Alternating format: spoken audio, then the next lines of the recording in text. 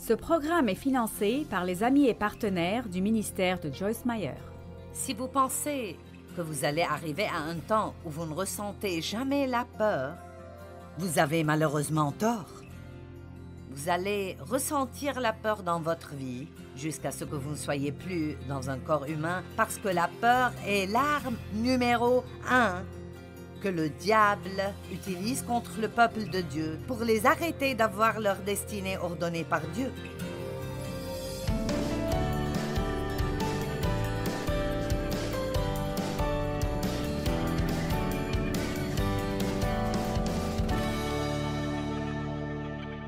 Nous vivons dans des temps difficiles. Et j'ai demandé à un ami aujourd'hui, j'ai dit, combien penses-tu que les choses allaient mal à Sodome et Gomorrhe? Je suis sûre que les choses allaient vraiment mal, mais je crois que nous sommes dans le même état maintenant. Amen?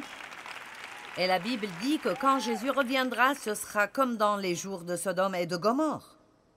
Et alors, nous ne sommes pas sages si nous ne vivons pas comme si Jésus revenait à n'importe quel moment. Amen. Et alors, dans Luc 21-26, la Bible nous enseigne que pendant ces temps, les temps où nous vivons, les hommes fuiront ou trembleront de peur. Mais je veux commencer à 21, verset 9, et nous allons lire jusqu'au verset 13. Luc 21, 9 à 13. Quand vous entendrez parler de guerre, de soulèvement, de perturbation et de confusion, ne soyez pas effrayés et terrifiés, c'est-à-dire n'ayez pas peur. Car il faut que ces choses arrivent. Mais ce ne sera pas encore la fin. Une nation s'élèvera contre une nation et un royaume contre un royaume. Il y aura de grands tremblements de terre violents et en divers lieux des pestes, des famines, des plaies et des maladies contagieuses et épidémiques qui seront dévastatrices. Ça vous est familier? Mon Dieu! Ceci a été écrit il y a 2000 ans. Il y aura des phénomènes terribles et de grands signes dans le ciel. Verset 12. Mais avant tout cela, on mettra la main sur vous et l'on vous persécutera. On vous livrera aux synagogues, on vous jettera en prison, on vous mènera devant des rois à cause de mon nom. Et vous savez, nous ne comprenons pas cela très bien, mais il y a beaucoup d'endroits sur terre où ceci arrive aux gens. Je veux dire, ils sont persécutés et tués parce qu'ils admettent qu'ils sont chrétiens. J'aime le verset 13, c'est pour cela que j'ai lu tout le passage. Cela arrivera pour que vous serviez de témoignage. Allez, nous vivons dans les meilleurs temps maintenant. C'est pour cela qu'il dit, écoutez, les choses seront difficiles avant que je revienne, ça doit arriver ainsi.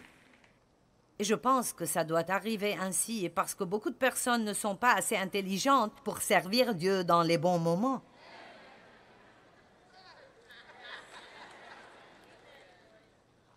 Et alors, nous allons peut-être avoir assez de temps difficile pour motiver ces gens qui sont dehors en marche. Mais ils chercheront quelque chose qui leur dit peut-être vraiment « Dieu est réel et nous le connaissons ». Allez, j'ai dit « nous le connaissons ». C'est pourquoi la Bible dit « Quand il reviendra, trouvera-t-il de la foi dans le monde ?» Quand il reviendra, il voudra trouver 4 choses. Une église sans tache ni blâme, des gens en paix au milieu de tous les troubles, des gens qui n'ont pas peur et des gens qui n'ont pas beaucoup d'immoralité dans leur vie. Nous avons un but ordonné par Dieu devant nous et nous avons l'Esprit Saint pour nous aider à accomplir la mission que Dieu nous a donnée. Maintenant, laissez-moi juste vous dire ceci. Il y a beaucoup de chrétiens malheureux. Nous en avons ici et nous en avons beaucoup qui nous regardent à la télé maintenant. J'étais si malheureuse pendant longtemps et j'étais une croyante. Et c'est vraiment un oxymoron. Je veux dire, comment être malheureuse si vous savez que vous n'allez pas en enfer? Je veux dire, c'est assez pour donner le sourire, je pense. Peut-être, je l'espère. Amen. Et je crois que beaucoup de gens sont malheureux, bien qu'ils soient sauvés parce qu'ils vivent pour le mauvais but. Le but pour lequel ils vivent est de se faire plaisir et d'obtenir ce qu'ils veulent et de se sentir bien concernant tout au lieu de dire à Dieu « Me voici, envoie-moi ». Me voici, envoie-moi. Quand Ésaïe a dit cela à Dieu, me voici, envoie-moi, il n'avait aucune idée de ce qu'il serait envoyé faire. Il n'a pas demandé ce que serait son salaire ni son programme de vacances. Il n'a pas demandé son plan de retraite. Il a dit, me voici, envoie-moi. Il a signé un contrat en blanc. Il a signé un contrat en blanc.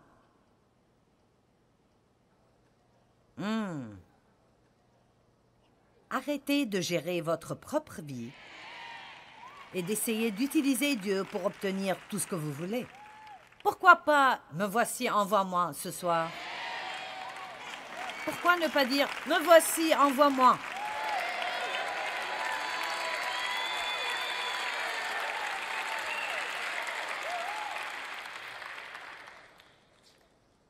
Votre joie reviendra rapidement.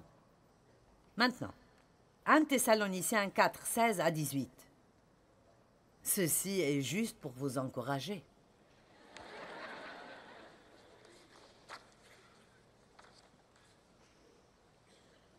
Car le Seigneur lui-même a un signal donné à la voix d'un archange. Et au son de la trompette de Dieu descendra du ciel, et les morts en Christ ressusciteront premièrement. Hey! Utilisez votre imagination sainte et pensez un peu à ce que cette journée sera. Ah, tous ceux qui ont essayé de se débarrasser de Dieu seront choqués ce jour-là. Tous les tombeaux s'ouvriront et les gens commenceront à s'envoler. Ouh! Ensuite, nous les vivants qui serons restés sur terre, nous serons tous ensemble enlevés avec eux sur des nuées à la rencontre du Seigneur dans les airs. Allez, à la rencontre du Seigneur dans les airs. Et ainsi, nous serons toujours pour l'éternité des éternités avec le Seigneur. Oh mon Dieu! Wow! Et tournez-vous vers la personne à côté de vous et dites, vous ne faites que passer. D'accord, verset 18. Voilà. Voici ce qui est si important ici. Maintenant, regardez ceci. C'est pourquoi consolez-vous donc les uns les autres par ces paroles.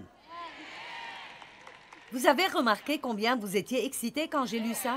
Je veux dire, je peux aller les lire partout. Je peux aller en Afrique, en Inde, partout. N'importe quel État. Lisez cela, et les chrétiens réagiront de la même manière. Parce qu'au fond, vraiment, Dieu a planté l'éternité dans nos cœurs. C'est ce que la Bible dit. Nous savons qu'il y a plus que cela. Et nous savons que nous avons été créés pour mieux que cela. Et nous essayons de traverser en beauté, et j'essaye de vous aider à faire cela. Et vous devez vous aider l'un l'autre pour faire cela. Et vous devez vous encourager l'un l'autre au milieu de tout ce qui arrive. Maintenant, laissez-moi vous dire ça. Au lieu de juste vous mettre en groupe et de grogner concernant la société.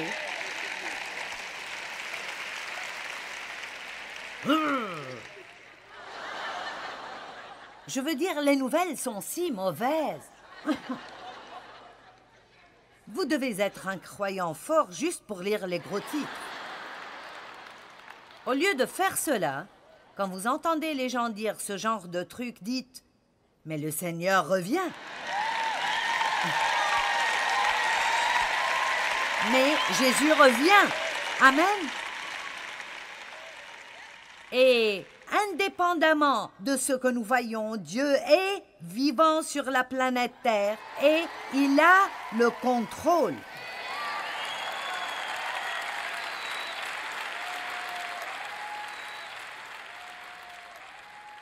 La peur est une impasse, mais la foi a toujours un avenir. Je l'ai dit.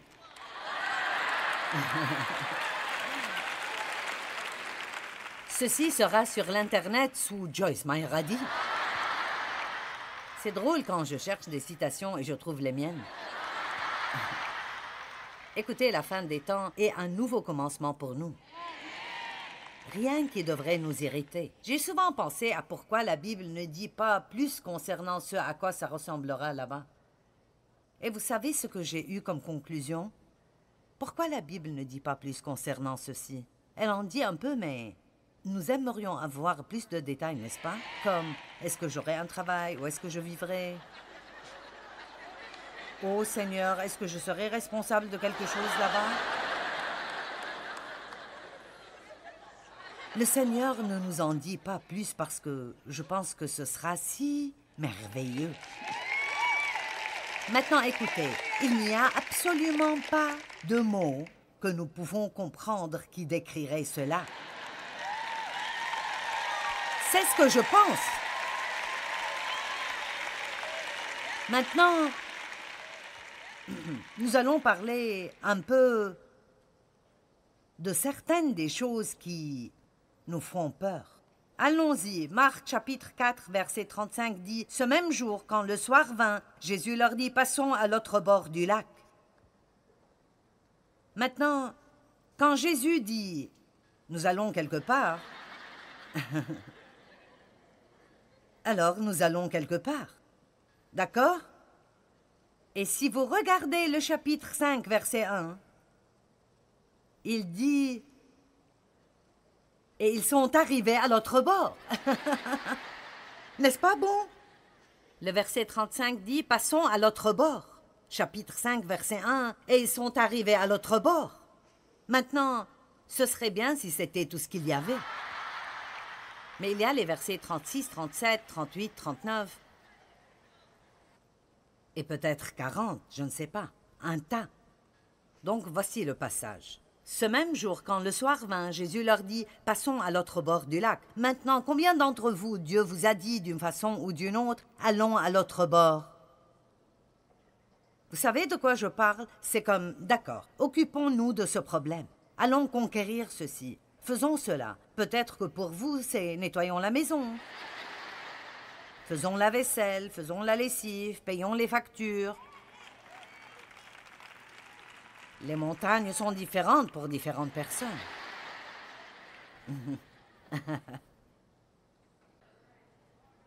Après avoir renvoyé la foule, ils l'emmenèrent avec eux dans la barque où il se trouvait. Et il y avait aussi d'autres barques avec lui.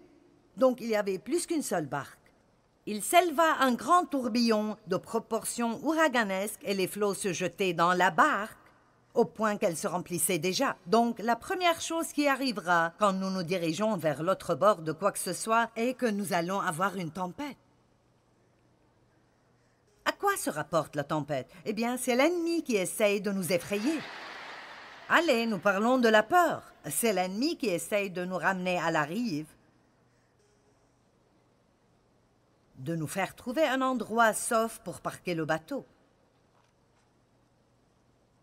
Et Jésus était à la poupe du bateau. Il dormait. Je veux dire, allez, il dormait. Jésus dort et j'ai une tempête.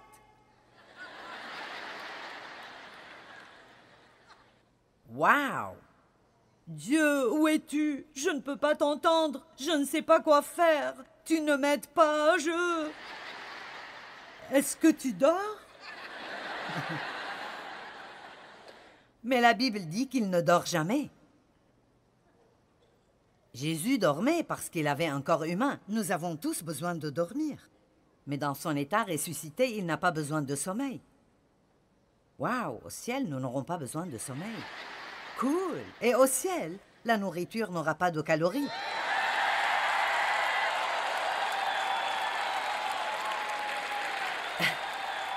Ceci est dans Joyce, chapitre 1, verset 2.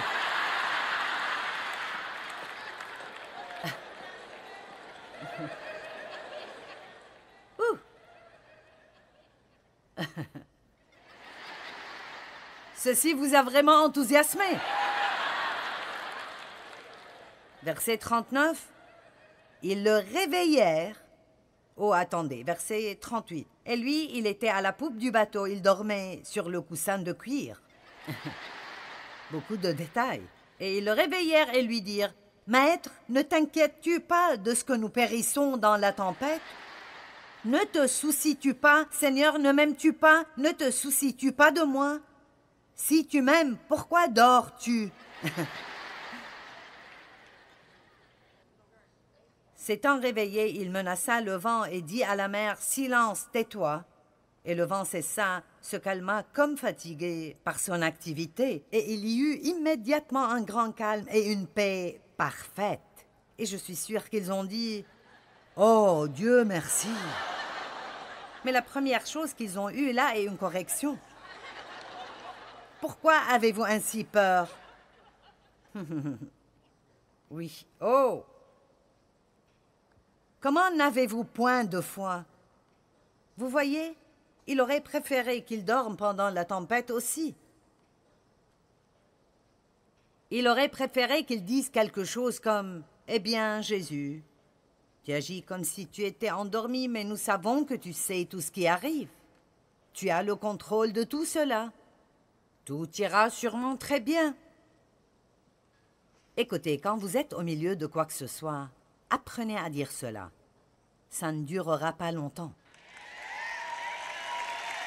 Allez, ça ne durera pas longtemps. J'avais un problème d'estomac pendant près de 3 semaines. Dave l'a eu pendant 1 jour. Mais non, Dave et moi, nous opérons d'après des plans différents.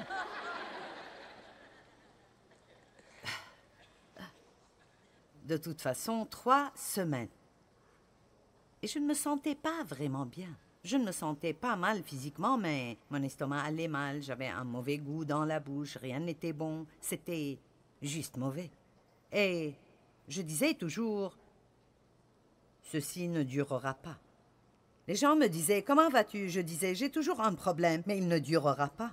Vous savez pourquoi? Parce que j'ai appris que rien ne dure. Allez, quels problèmes aviez-vous l'année dernière qui ont disparu maintenant? Allons donc, quel genre de problème aviez-vous il y a 5 ans? Peut-être que si vous étiez là quand j'étais venue l'année passée, vous aviez peur de quelque chose d'autre qui a été résolu maintenant. Vous savez, le truc de la peur, c'est qu'en fait, la peur de ce que quelque chose arrive est généralement pire que si cette chose arrive.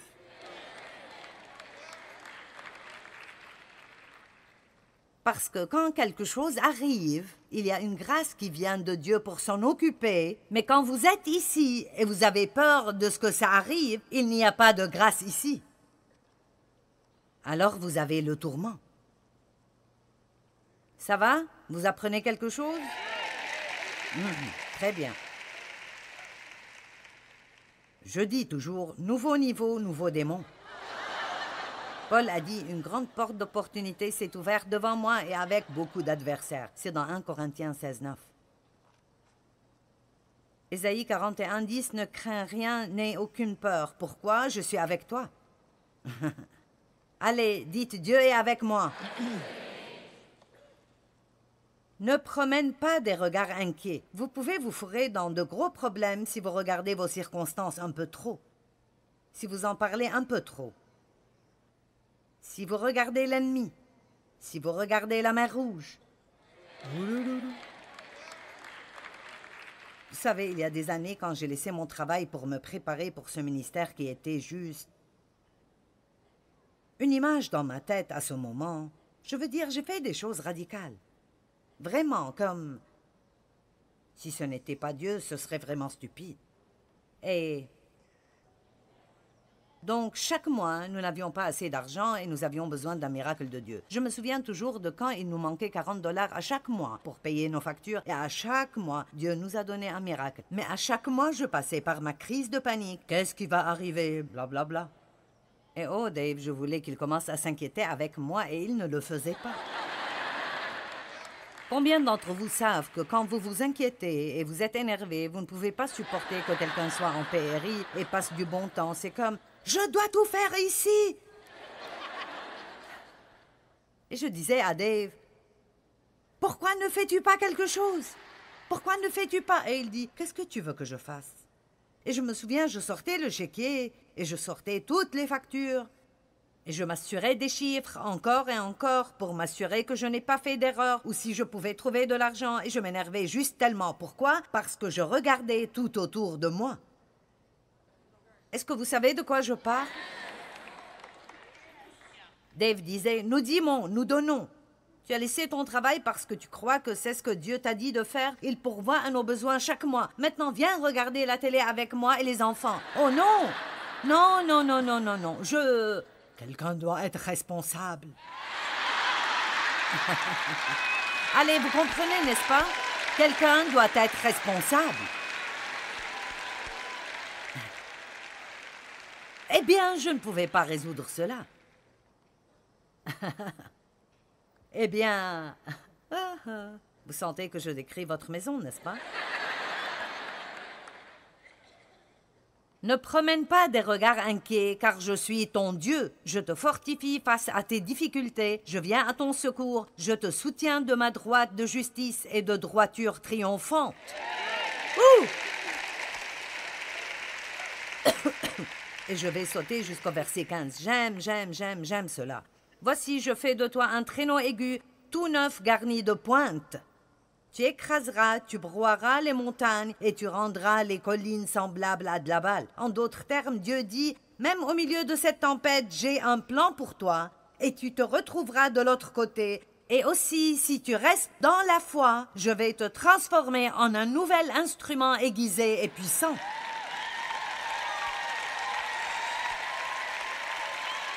Allez, laissez-moi dire quelque chose. Vous n'allez pas aimer cela, mais ce que vous traversez maintenant finira par être pour votre bien. Ça finira par être bon pour vous. Si vous ne perdez pas confiance en Dieu, vous grandissez spirituellement et ça fait vraiment mal, mais ça vaudra le coup. Allez.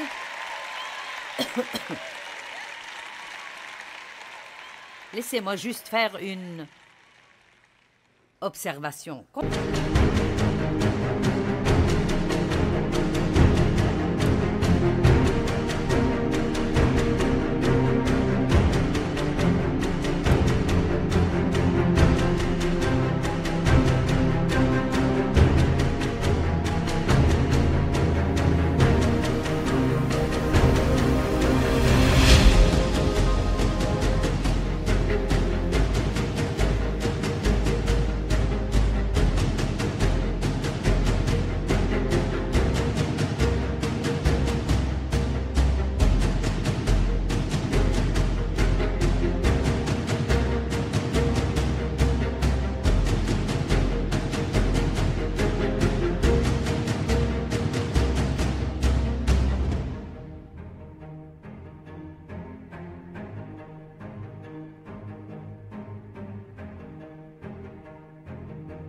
Combien d'entre vous se sont rapprochés beaucoup plus de Dieu dans vos problèmes que dans vos bons temps?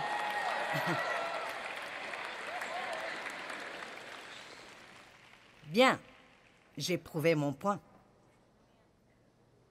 Maintenant, je veux dire, je pourrais lire Habacuc 3, mais pourquoi pas, car le figuier ne fleurira pas. La vigne ne produira rien, le fruit de l'olivier manquera, les champs ne donneront pas de nourriture. Les brebis disparaîtront du pâturage et il n'y aura plus de bœufs dans les étables, toutefois je me réjouirai. D'accord, disons-le d'une façon que nous comprenons mieux. Bien que j'ai perdu mon travail et que mon fils se soit battu de nouveau à l'école et que ma carte de crédit ait été compromise 2 fois ce mois et que maintenant le docteur veut que je fasse une colonoscopie.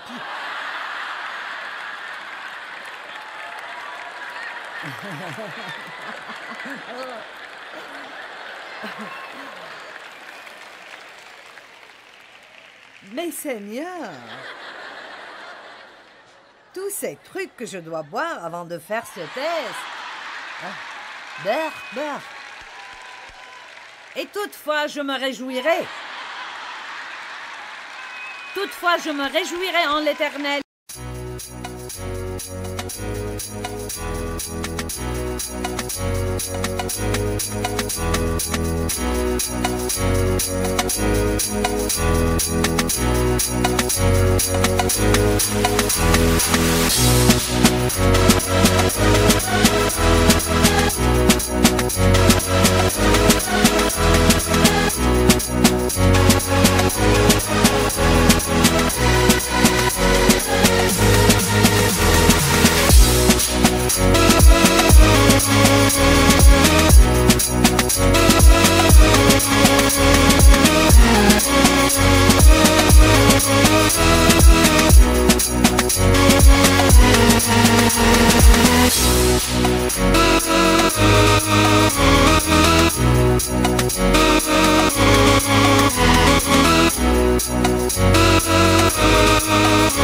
Le Dieu victorieux de mon salut. Donc écoutez cela. Je pense que je devrais dire ceci. Maintenant, moins nous nous plaignons, plus nous grandissons spirituellement. Allez, ceci vaut bien votre venue. Parce que voici l'essentiel. Si nous pouvons juste dire à quelqu'un d'autre et qu'il se sente désolé pour nous,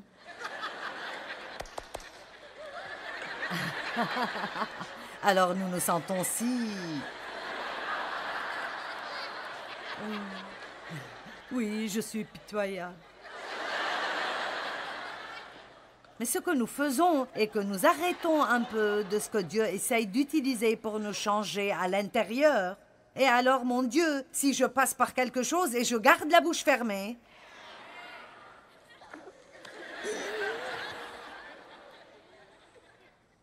ouh.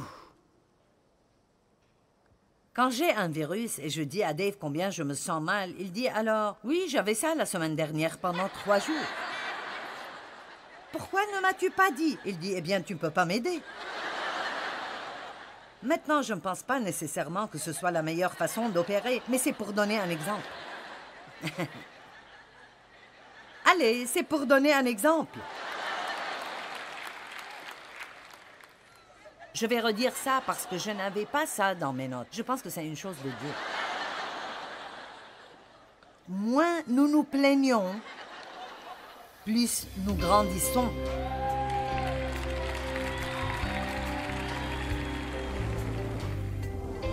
Eh bien, laissez-moi vous rappeler de nouveau que la peur est une impasse, mais que la foi a toujours un avenir. Quoi qu'il arrive, nous pouvons nous réjouir dans le fait que Dieu peut s'occuper de tout ce que nous contrerons.